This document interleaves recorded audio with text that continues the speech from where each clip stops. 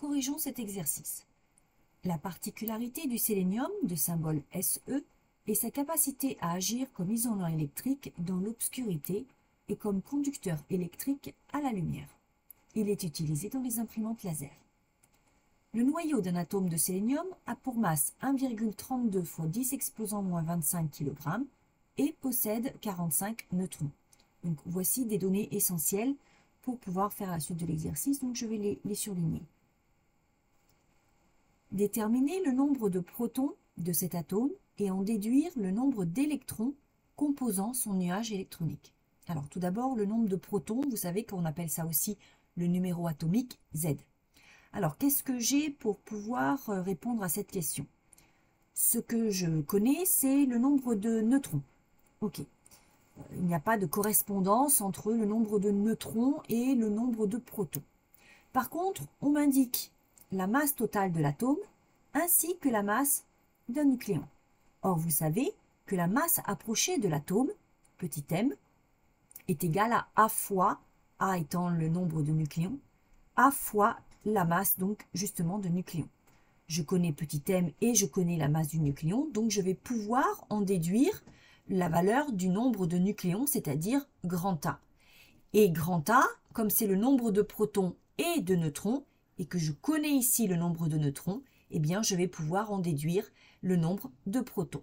Voici un petit peu donc la démarche que nous allons utiliser pour répondre à cette question. Alors c'est parti.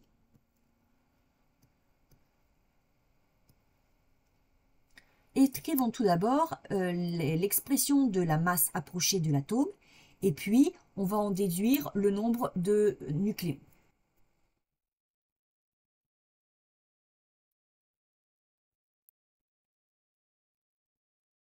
Alors, ce qui est important dans cette expression, c'est que quand je fais un rapport de masse, eh bien, il faut que ces deux masses aient exactement la même unité, ce qui est le cas ici. Elles sont toutes les deux en kilogrammes. Donc, je peux directement passer à l'application numérique sans avoir à faire de conversion. Alors, vous savez qu'un nombre de nucléons A, c'est un entier.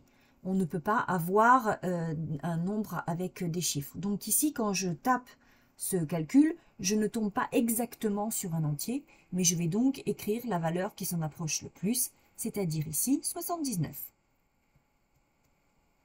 Je connais à présent le nombre total de nucléons, mais comme je connais aussi le nombre de neutrons, eh bien on va en pouvoir déterminer le nombre de protons Z.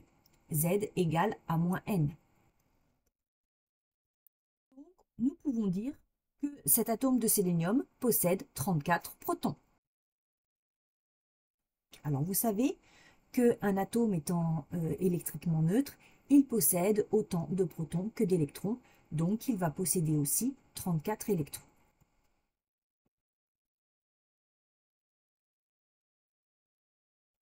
Passons à présent à la deuxième question. On nous demande ici de donner l'écriture conventionnelle du noyau. Vous savez, c'est sous la forme AZX. Alors, allons-y. Donc ici, le symbole du sélénium, c'est grand S, petit e. En haut à gauche, on y met ce qu'on appelle aussi le nombre de masse grand A, c'est-à-dire le nombre total de nucléons. Et le nombre total de nucléons, je l'avais calculé ici, c'était 79. En bas à gauche, on y met le numéro atomique Z, c'est-à-dire le nombre de protons, donc ici 34. Voici donc l'écriture conventionnelle du noyau du sélénium. Passons à la troisième question. On vous demande ici de donner l'ordre de grandeur de la valeur du rayon de l'atome. Donc ça, c'est du cours. Et nous avons vu dans le cours que l'ordre de grandeur du rayon d'un atome était en 10 puissance moins 10 mètres. Ce qui est important ici, c'est de ne pas oublier l'unité. Attention, l'ordre de grandeur du rayon de l'atome, c'est donc ceci. Pour information et pour rappel, surtout, l'ordre de grandeur du rayon du noyau n'est que 10 puissance moins 15 mètres. Voilà, c'est tout pour cet exercice.